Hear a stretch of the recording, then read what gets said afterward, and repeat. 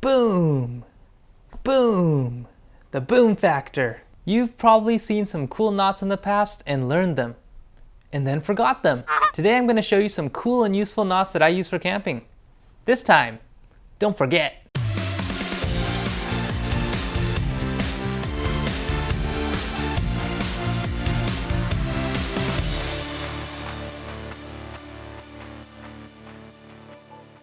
So how are you going to remember these knots? Well, there's actually a perfect balance that we're trying to find here.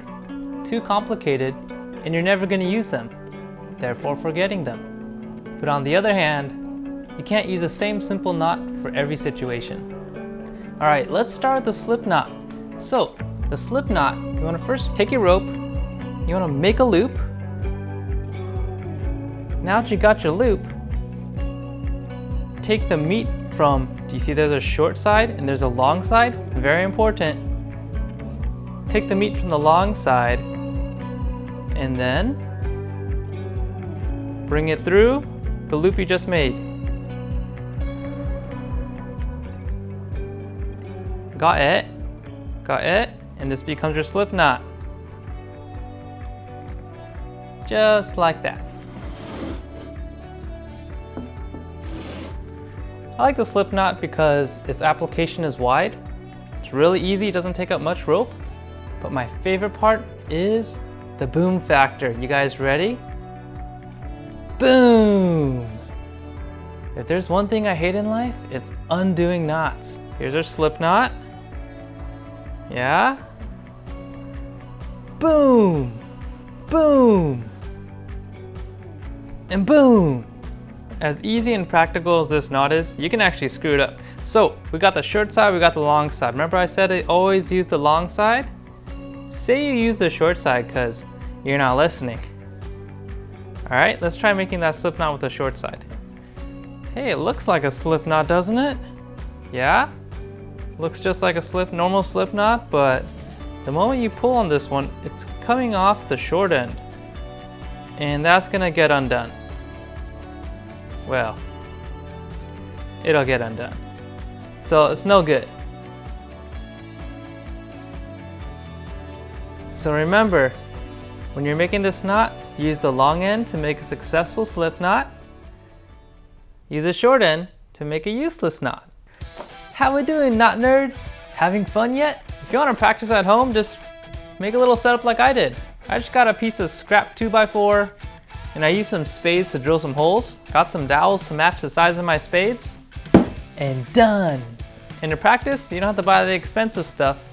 I just bought some cheap paracord from the Home Depot.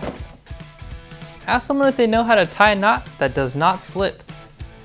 You might be surprised to find that a lot of people actually, they don't know how to. They might come up with a knot like how they tie their shoelaces, or they might tie like a double half hitch for you.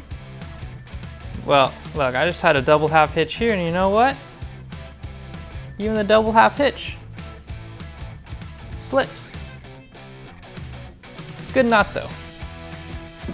Okay, so why do you want your knot not to slip? Well, I can think of 3 reasons. Alright, say we're camping and we're trying to hang some food from a tree away from the wildlife at night, right? Maybe this is a tree branch, we're going to use that as an example. We're going to take our rope and it's gone over the tree branch.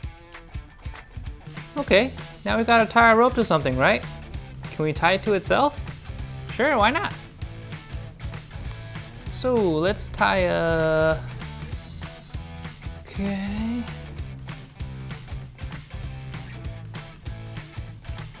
Alright. I just tied a double half hitch. Now what do you think is going to happen? If you pull on this, there's a chance it's going to slip, slip, slip, slip, slip. Awesome. Now what you're going to do? Your knot's up here. How are you going to undo it? Second reason. Knots that slip. If you see here, knots that slip, they crush what is inside. Sometimes you don't want that. And finally, you might tie a knot that you think does not slip. Just because you tied it tight enough See that?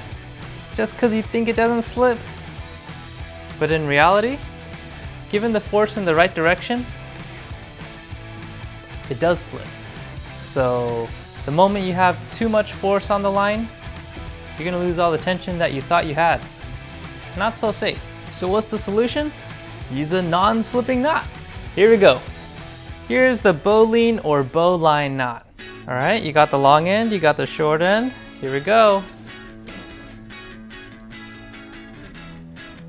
Make a loop, just like that. You guys got that? Through the loop once. Around everything, through the loop again. That's it. This sucker's going nowhere. But Alan, don't you hate taking apart knots? Absolutely. So here's what we're gonna do. Same thing, do your normal bowline. All right, go through, and you're gonna come back, except this time, don't pull the whole string through, or the rope, just pull the meat through and leave a little loop for yourself.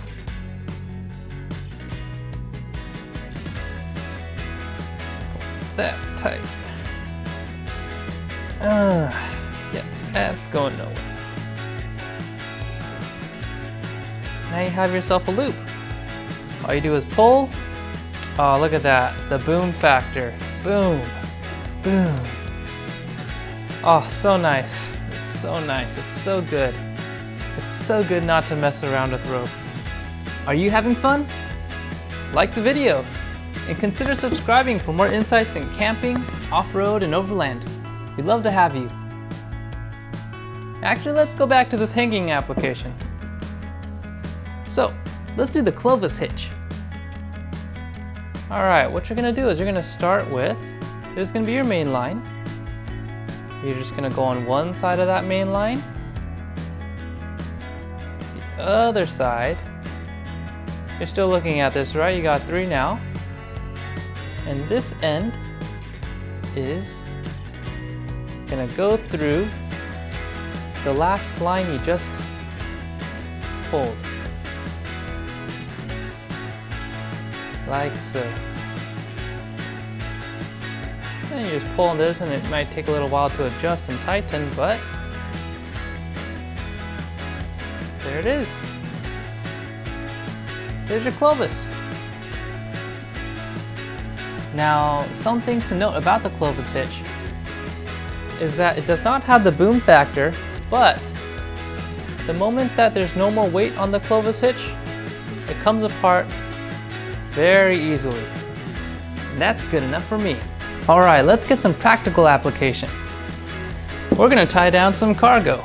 And my precious cargo, I stole this from my cats this morning. What, you're surprised?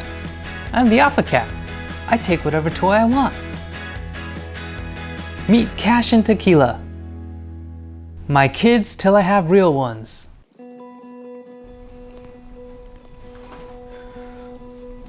All right, the practical application. Got the mouse right here. And we're gonna start with that bowline knot, that bowline. Right, we make our loop first. We're gonna go in the loop and out the loop with that little quick release. Nice, nice and taut. Okay, and a nice thing to do with, if you're gonna use some combos with your ropes, especially when strapping stuff down, is adding little loops for yourself to use, right? Let's do that.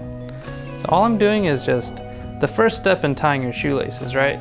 Make a loop, and then do that first step in tying your shoelace. Not that difficult. And you end up with a little hoop that you could use later, right? We're gonna strap it down there.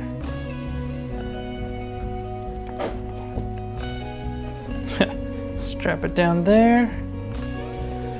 Okay. Let's create another hoop right here. You'll see soon why. Now, I'm not really a knot expert, I'm just your average camper. So cut me some slack, yeah? All right. We got our 2 spare hoops we're gonna use. And what are we gonna do? We're gonna use it as a pulley system.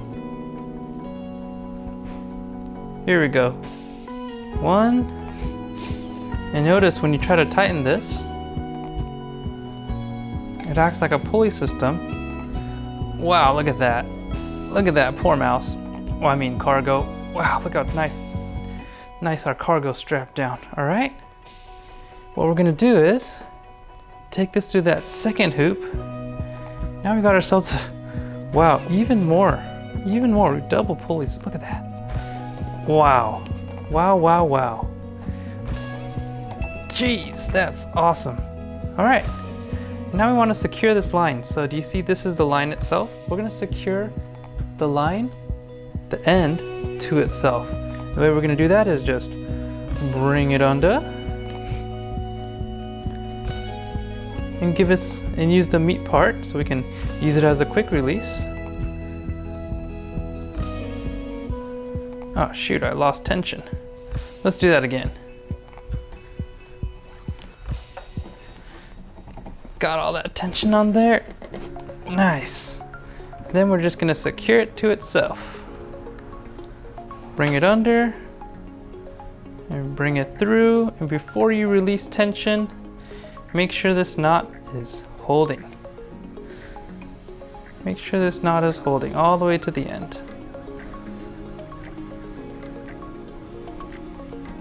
Nice. Check it out. Cargo's nicely strapped in. Fantastic.